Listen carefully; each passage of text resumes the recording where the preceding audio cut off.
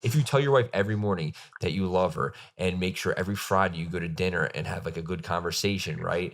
Or like your children, you read them a story every night from 7 to 8 and you have popcorn and watch a movie together, right? Like your relationships will be better if you do that consistently over time. In any aspect of your life, small, simple, boring, you go to the same restaurant, have the same conversations, say the same way.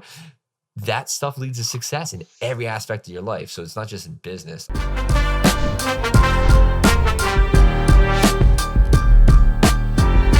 You want to bring our first guest on the podcast, dude? Look at this. I don't know. Who is it? Johnny G. I can't sit. Bring him on. Bring him on. Yo, dude. You're live on me and Bob's podcast. All right. So John just randomly called up during our podcast. We got to put him on. For those of you who don't know, John is soon to be Bob's brother-in-law. Brother-in-law. Yep, brother-in-law. Mm-hmm. And then Bob is, our head honcho here at Case Connect. I would call him a salesperson, but I think that would be no, John. John. I thought you said Bob. I would call you a sales rep, but that would be demeaning to you and all the amazing work you do and everything you do for the company. So you're our head honcho here. But I got to give credit, like, for guys like John. Mm-hmm. Like John he has the passion, he has the drive. He's worked his ass off to develop the skills. For sure. And he just had to be given an opportunity. And I think that's where a lot of people are. It's like he started with probably one of the best avenues for anybody, one of the best skills for somebody to develop, and that was like the sales skill. He didn't know what he didn't know, but he was all about it, went all in, started learning the skills of becoming an appointment setter, and then shortly after, learning skills of sale. And one of the cool things, he does for you as well is he doesn't just do the sales. And you've trained him and developed him so much, but he also does help with like the fulfillment aspect of things. He's actually literally live on video listening to you right now. Bob, what's going on, brother? What's up, dude? I'm just hanging and slinging, man. Just getting some sales up this morning. No big deal. We got one of our big clients. Did you close any? We don't have any new closes, but we do have some new payments in. So the closes coming. Then what are you doing on this call? Yeah, you got to be dialing, bro. What are you doing? I've been dialing since like 8 o'clock. Angela told me to hop on. I thought it was cool to bring John on because we like last week's episode was about sales, right? And then just to have somebody who's literally, because for anybody that's listening at home, right? Like John literally just listened to us and followed what we said, and like he have a similar opportunity that listeners of this podcast have, right? But John's been through what you're going through and like soaked up the knowledge, and like as we just did a live call with him, but John went from, I don't know if you want to tell your story, John, again real quick, just summarize it because you're on video now, but like I went from like a job that like I genuinely hated my life. I made like maybe $1,000 a month. It sucked. To coming in with Case Connect. Bob kind of taught me like the basics of sales, got me hooked up with you. Obviously, you taught me just more than I could ever imagine, just like a shitload about sales. But I went from like literally hating waking up, being so pumped, like, dude, we're here to make money. We're here to change people's lives. So, I mean, the sales part is really fun. Like the client success is really fun. It's just like getting to see people like, damn, I'm getting results and my clients are making a ton of money. That's killer. But long story short for me, I went from having no money to like being like, damn, afford to pay rent each month. I have a great savings. Like I'm looking to buy a house. Like tell us what's in your savings account, man. Don't be shy. I hope you're trying to buy a rental. He already told us. I hope you're not buying a house for yourself. No. I'm buying a little triplex, man. That's okay. Good. Smart. I think when I was talking to John, he's like, "What should I do?" I was like, "Dude, why don't you just buy like a duplex or triplex? Just live in the top and rent out the other two. Like, you literally live for free. You still keep saving your money. You always had that piece of real estate. It's like, that's my favorite story about Arnold. Is do you know how Arnold made his first million, John or Angela? I don't. Real estate, right? Yeah, real estate. So a lot of people think that Arnold made his first million, like whether it be acting or I don't think they think bodybuilding, because bodybuilding really didn't. It was his vehicle to fame and success. But his first million was actually made in real estate. And that's like when he came over to the US, he bought a duplex or a quadplex, whatever, or fourplex, whatever the fuck it's called.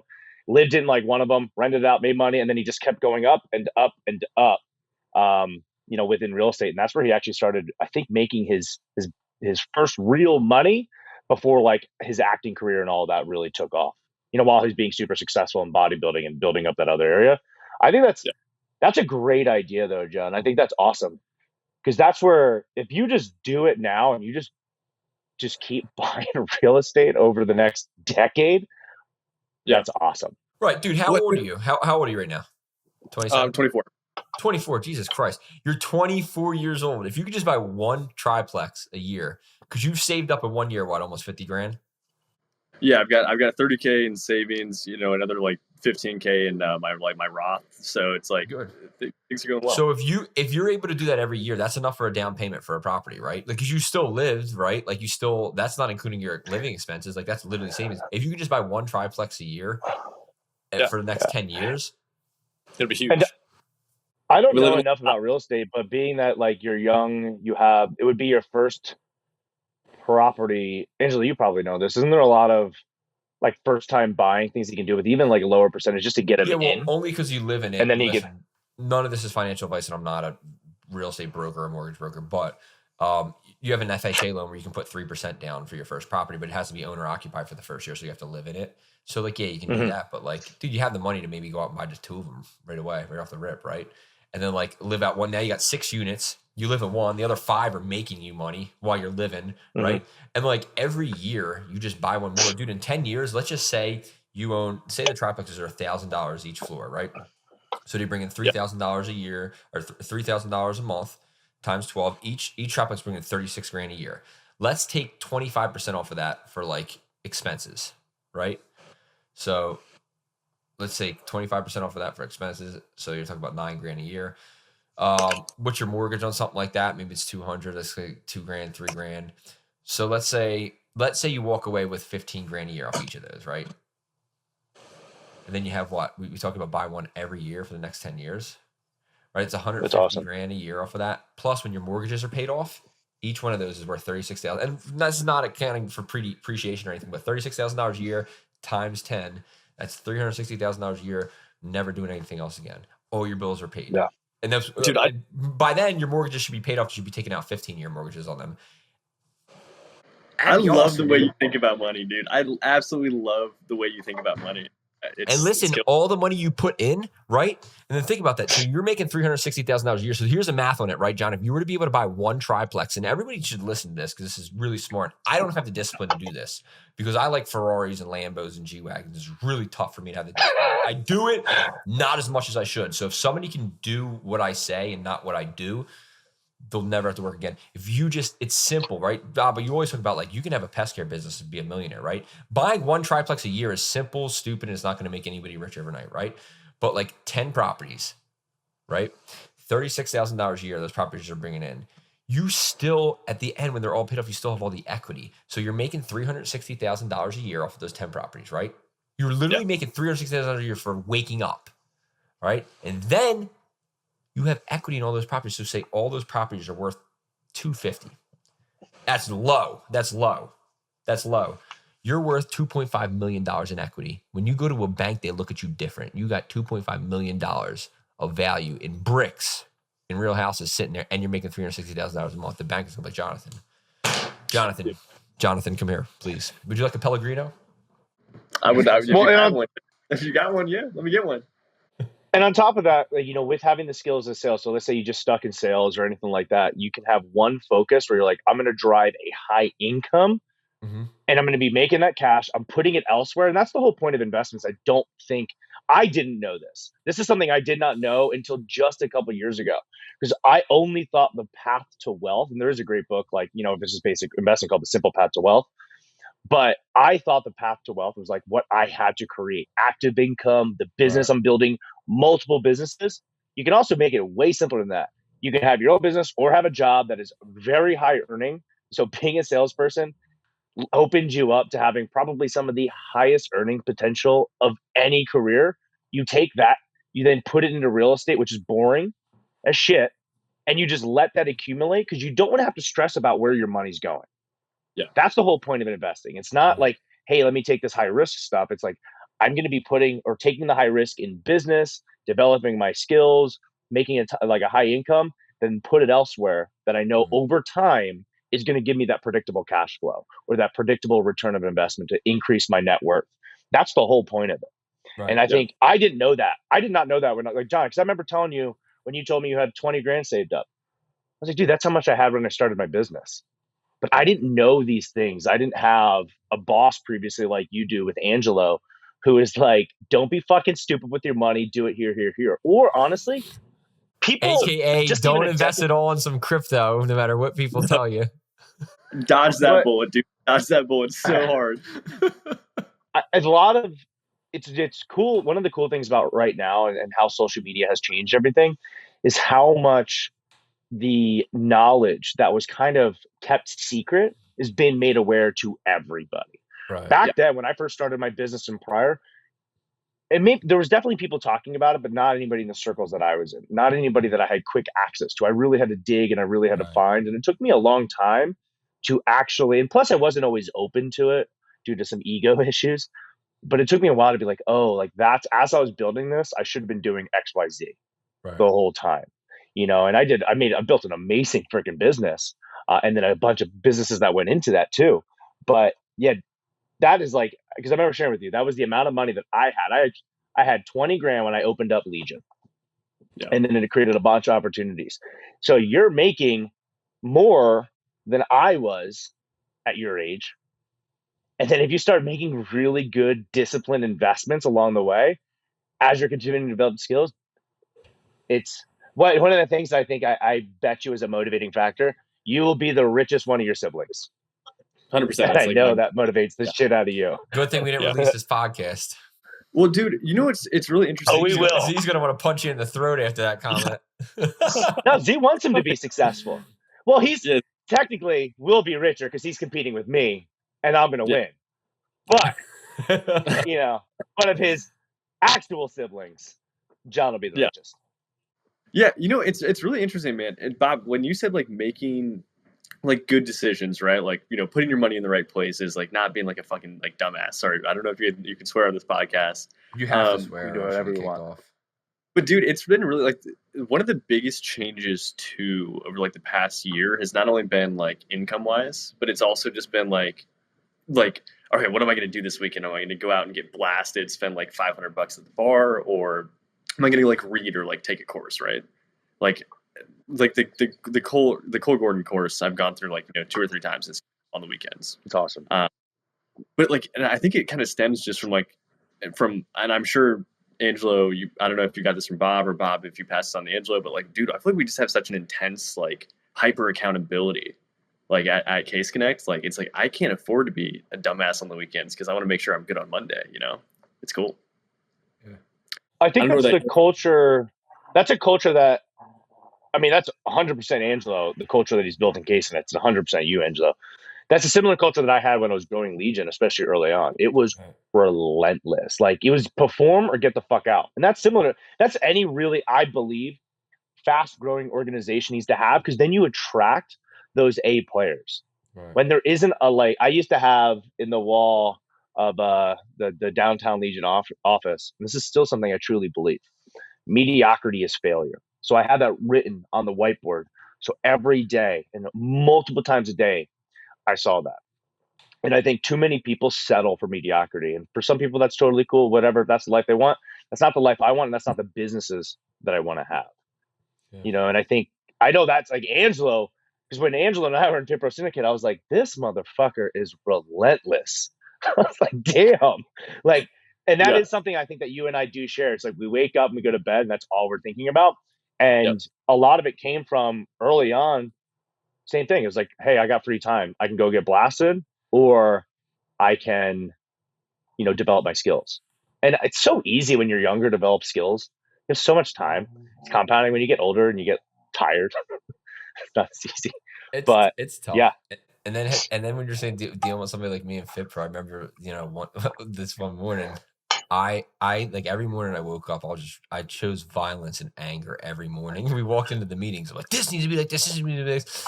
And Bob was like, one time, he was like, stay in your effing lane. You're not in the marketing department. You're not in tech. Leave it the F alone. Just do what you do and leave me the F be.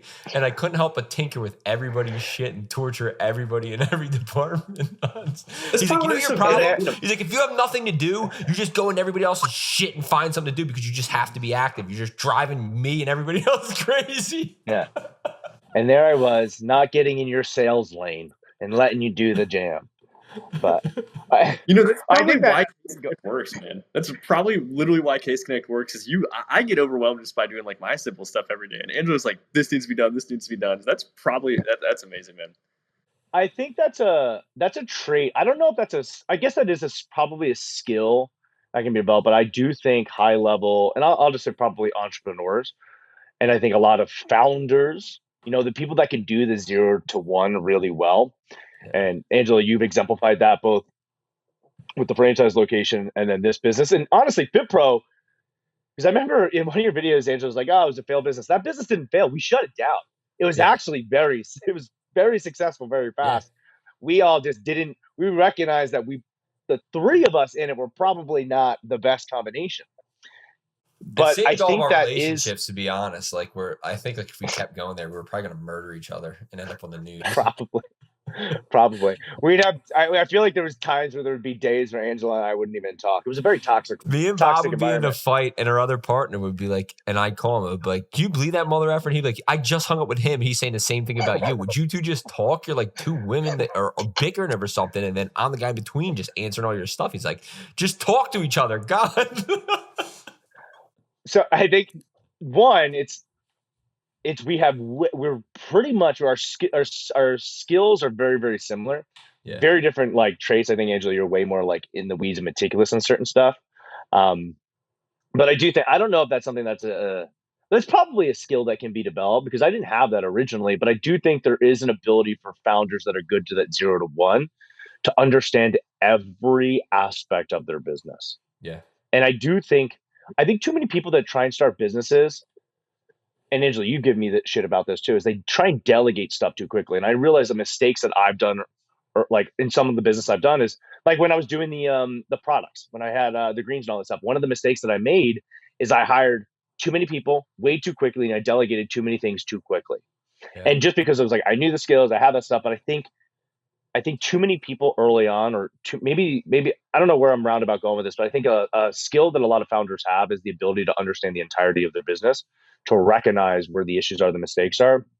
I also think that's something that hampers them once they get to the next level, because that's where like you have to let go and you have to delegate, or else you can't grow. But like you can get like in Ready Aim Fire, you're talking about, like, I like how he said was like founders and Ready Fire Aim, beginning Ready Fire Aim, right? Wait, Ready Aim Fire. Ready, fire. Ready, fire, aim. You're not aiming. You're just fucking shooting. Boom! I'll hit somebody eventually. It's smart. Hey, guys, I got to prep for my 11 call here. I'm going to hang out. Go ahead, dude, because I don't want you to get fired by your boss. Thank you for hopping on. Yeah, that would suck. All right, peace out, boys. Peace. Later. That's pretty cool. John jumped on. Yeah. But yeah, like in that book, dude, that was really cool. Like when I called you and told you yesterday, he was like, in the beginning, he's like, it's just like what the business is I get from 0 to $1 million a month or whatever, 0 to $1 million a year, whatever it was. He's like, it's just like the founder, the entrepreneur saying, like, telling everybody, you do this, you do that, you do this. And like, everybody's just doing what you say. It's like, hey, you're doing this, do it this way, do it that way. But then, like, you're right. There's comes to a point where it's like, you can't operate that way if you want to get from $10 million a year to $50 million a year, right? There have to be changes. You have to let things go. And I struggle with that. And I think I struggle with that because that's like when Legion got to the point where, I mean, it was a pretty big gym business. Because I remember being in a room where I was in, that's when I joined Entrepreneurs Organization. And I remember being in a room of, and I didn't realize at the time, this is where I switched from like the revenue vanity metrics versus profit in the business. And I was just thinking about this recently, but I remember being in that room, and I might have had maybe one of these smaller businesses of my pod. Because if you're not familiar with Entrepreneurs Organization, it's super great. It's international. That's usually, it's like 1 million to 10 or 15 million is sometimes in the group, but there's always overlap. And then you have YPO, which is even bigger businesses, but it's not just founders. Generally speaking, EO are founders of the business. And you get little pods. So you get 4 to 6 people, I think, or something like that, maybe 6 to 8. that you get to meet with every single week, and they're usually different industries. And this was the realization to me, is that it doesn't matter the industry, all businesses are the same. Right. And like in scaling up says, it's people, strategy, execution, and cash. And that's it. And then you have all the other stuff that kind of goes into it. And I remember being in this, and I think I didn't, since I was an immature, let's say, business owner, I didn't realize how amazing the business that I built was. And then it started clicking to me, and it's been actually, sometimes I look back and I'm like, oh shit, like that was actually pretty epic. The business that I've been able to create within Legion. And I remember realizing that I was doing more profit than a business that was doing 20 million a year in revenue.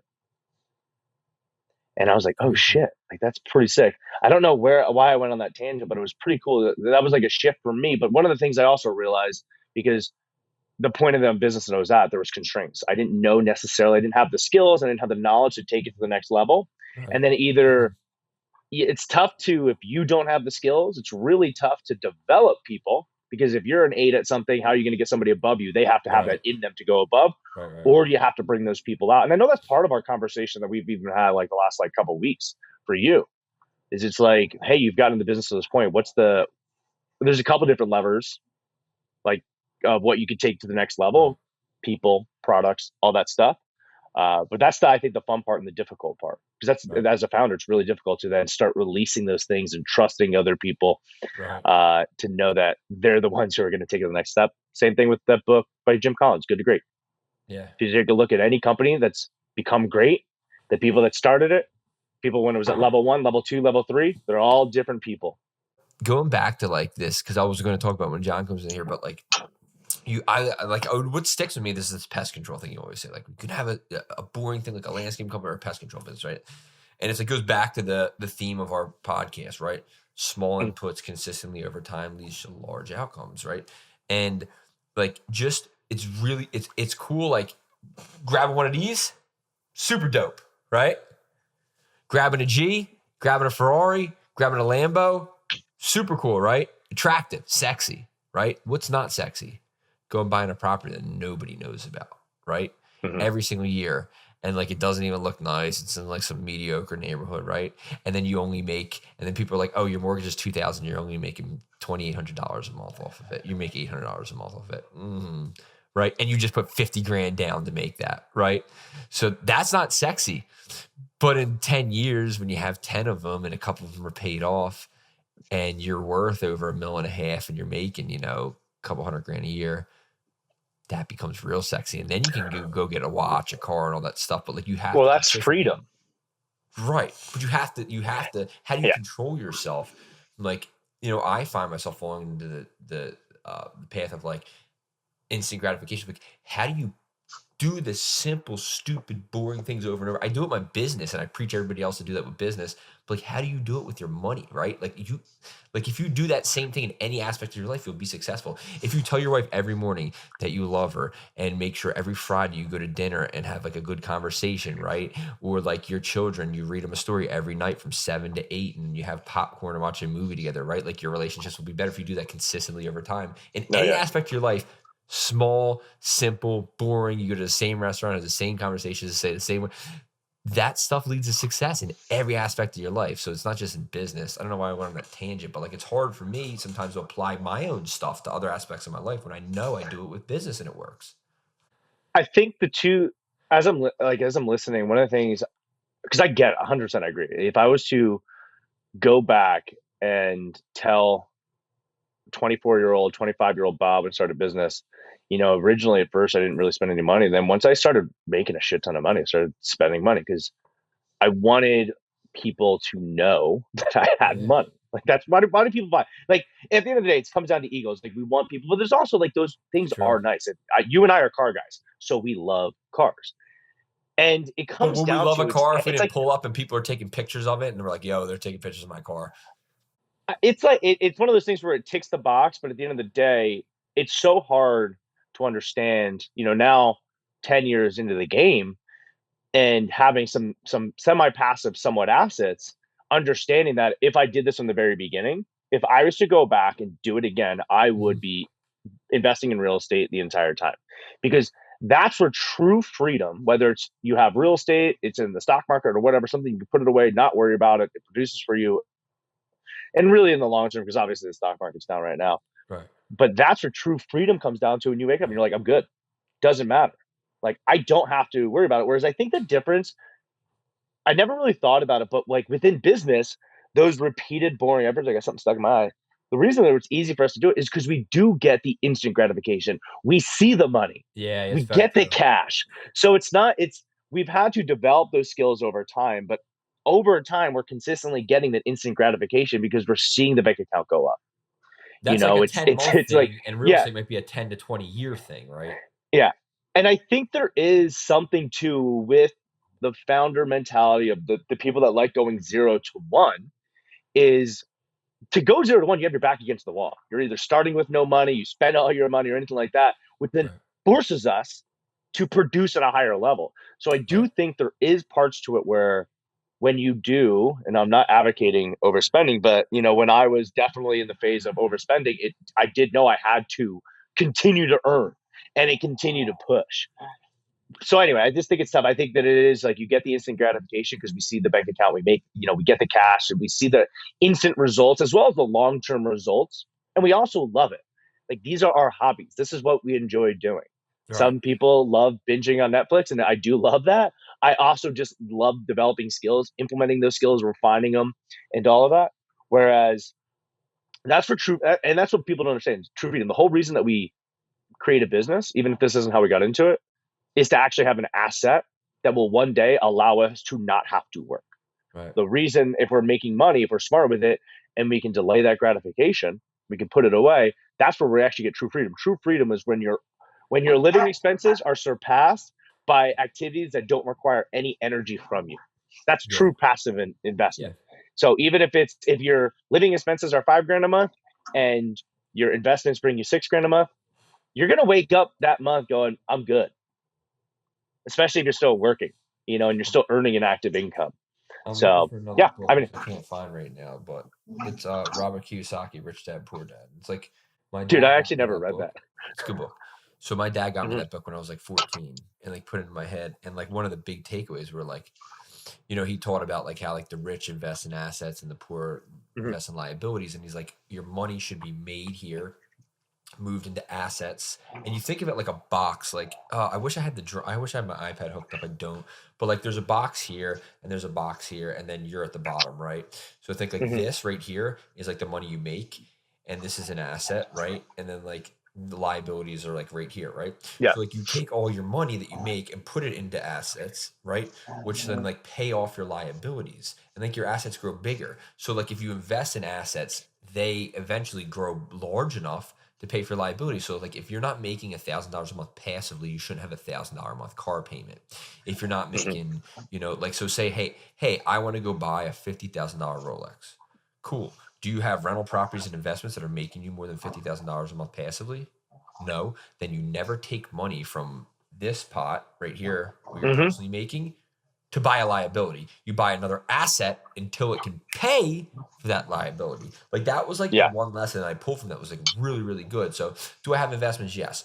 Will my investments cover all my like psychotic tendencies? No, they won't. If I ever had to, I can tone them down and my assets will take care of that. But it's like he always said, like, I will not buy a liability unless my asset can pay it off. Like you never want to base what you're buying off of like what you personally work for. Because Mhm. you can lose your job tomorrow. You can lose your ability to work tomorrow, Yeah. right? So send every dollar you make into the assets until they can pay for all the liabilities and make your decisions based on that. I mean, that's one of the biggest guys now became a billionaire. It was Grant Cardone. That was his whole thing too. Right. And I was funny because I've heard that and I never read that book. I knew the book, and I was driving with a buddy of mine a couple months ago who owns chiropractic facility. He's blowing it up. We're talking real estate. He's getting some real estate and all that. And he's just sharing me that. I was like, I didn't know that was the whole point of the book.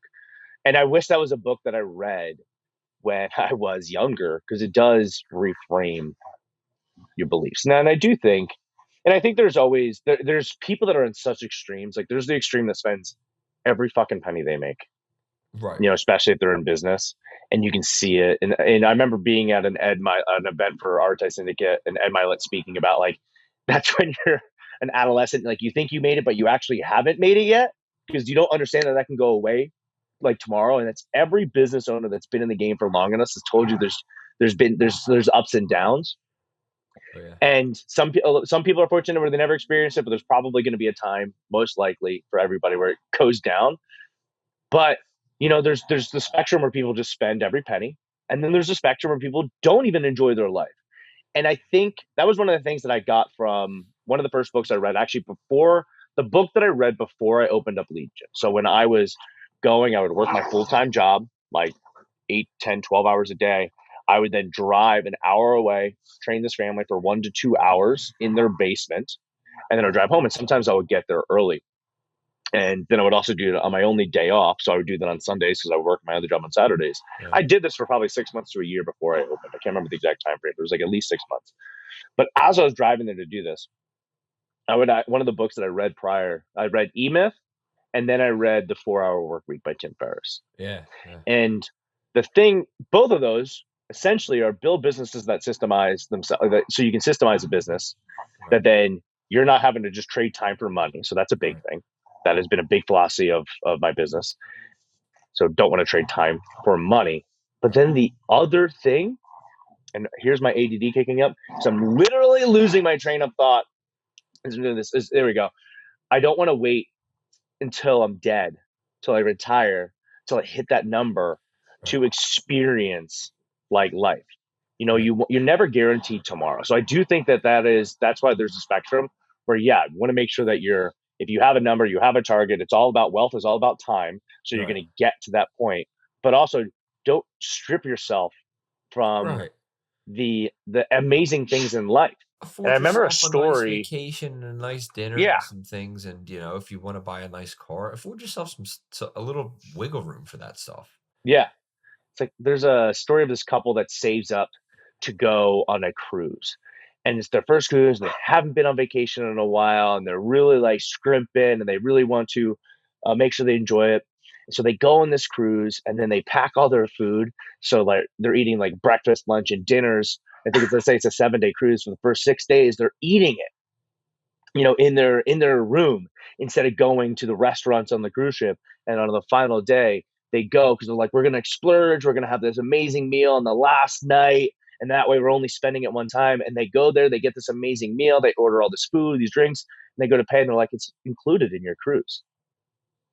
I was going to say that and cut you off. I'm glad I didn't cut you off. Wait, I thought And then so that's what they realize. And that's kind of like I've always looked at, this journey is you can wait until you're 60 and then be like, hey, I've earned all this stuff. I've done all this stuff and I can now do these things. But then what happens when you are diagnosed with one more year left to live and you've sacrificed and you haven't shown up and you haven't done that, your entire life. So I think it's one of the great things about being an entrepreneur. One of the great things about, being in business for yourself and really creating an unlimited income, hey, get out of here, puppies, is the fact that you can do this now. And I was fortunate, especially in my late 20s and like when I was like probably 30 or so, like, dude, I got to travel all over. I used to have a place in Mexico. Once a month, I would go down to my place in Playa del Carmen, and I obviously don't mind chilling myself. I'd go down by myself. I'd party for the weekend and I would come back. And it was so awesome. So I was able to build those experiences. As I was also building my business while also still creating assets and building wealth and still stacking my cash. So I don't think that it has to necessarily be mutually exclusive. Right. No, there's a good balance. And I think that it should be relative to your income, right? Like if you make $1 million a year, you should say like, hey, I'm going to be investing 500,000 and I'm going to live off of 200. And then you'll have a relatively comfortable life, right? Like, so I think that you afford yourself at relative to what you're making, right? Like you're not saying like, I deserve to go to Mexico every weekend and it's like you make 100 grand a year. It's like, no, that's stupid, right? Like it doesn't make sense. But like I was even talking to my father-in-law the other day about like he was like I was in his house and he's got like a 40-year-old TV and the guy loves watching TV. He wants his Hulu app and all this stuff. And he like won't pay for Hulu and he's been talking about it for like a year straight and getting a TV and Hulu. And I was like so frustrated in there. It was like an 80-inch TV was like $800 was on sale for. And I was just like, I ordered a TV. I'm like, yo, it'll be here. They're installing it tomorrow or Wednesday. He's like, no, don't spend the money. Don't spend the money. I'm like, dude, you're 70 years old. Like, what are you going to do? Buy it when you're 90 and your eyes go and you can't see? I'm like, just watch TV. Just enjoy TV, dude. Like, you can't take any of this money with you.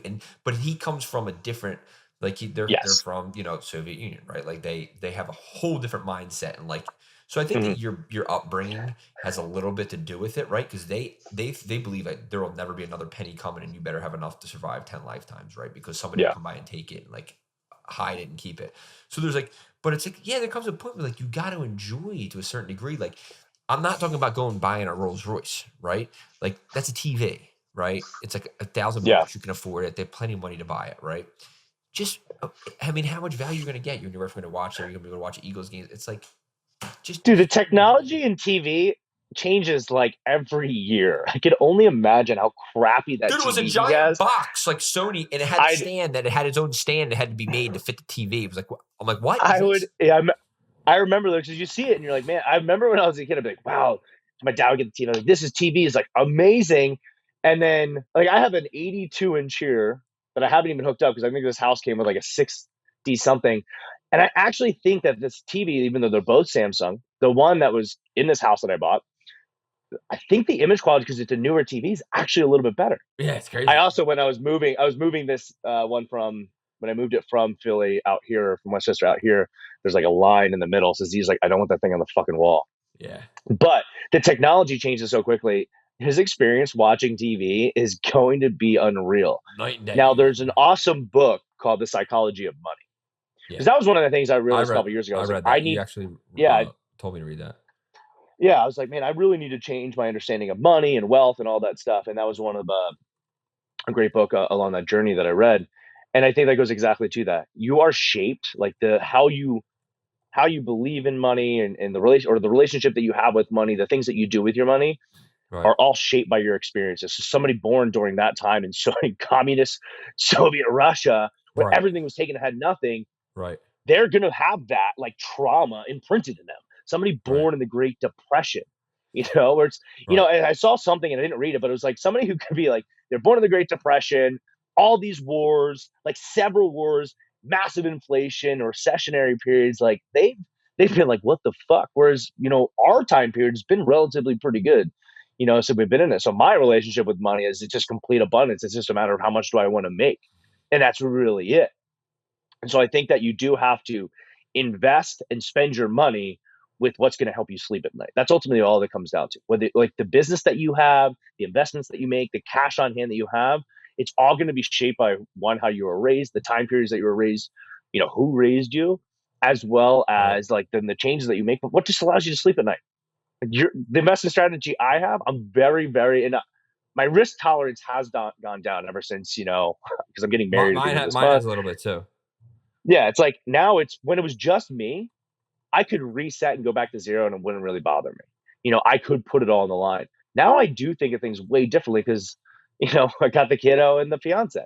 It's about to be a family. So now the decisions don't just impact me, they impact all of us. And my mindset now, whereas before was how much can Bob make, how quickly and grow this stuff and what can I build this business up to? And then, yes, I was influenced by taking care of my employees and building a great career for them.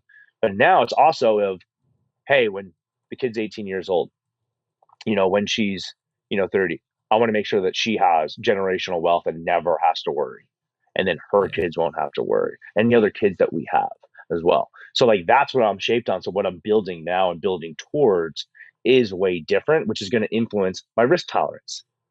Yeah. So I'm not, even though I love to take, big swings, go for the home run, I also have to be mindful that I'm just getting the base hits along the way nowadays. Whereas before it wasn't always like that.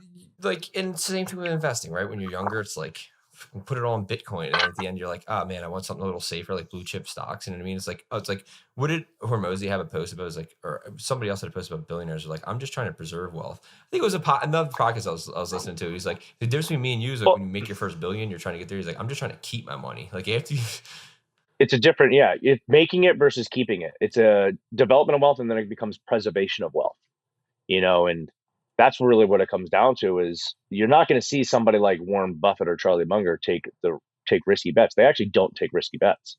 Yeah, it's all about preservation. It's like there's a different your strategies, there was a guy in one of the groups I'm in, he sold his business for about 120, 130 million. Yeah. And it was, a business that his father started that he then blew up and took to the next level. And he's young, like right. 35. So it's when they're looking at the wealth development strategy, 1% of 100 million compounding is fucking significant. Yeah. So it's like they're not looking to say, hey, if I put this money here, I want to get 10, 15, 20%. Right. It's I want to put the majority here. So if I'm making 3 to 5% a year, I'm golden. Right. And that's where, again, it's preservation. I don't want to lose this. I want to keep this and get it to incrementally grow. Whereas that 0 to 1 game is built.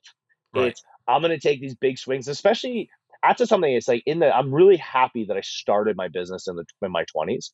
And I don't think there's ever a wrong time to start business. Like Bezos started in his 40s. When you have a family and kids and a mortgage, it's like you got different things that you think about, right? Yeah. You can't sleep in a gym floor or a closet and like screw it.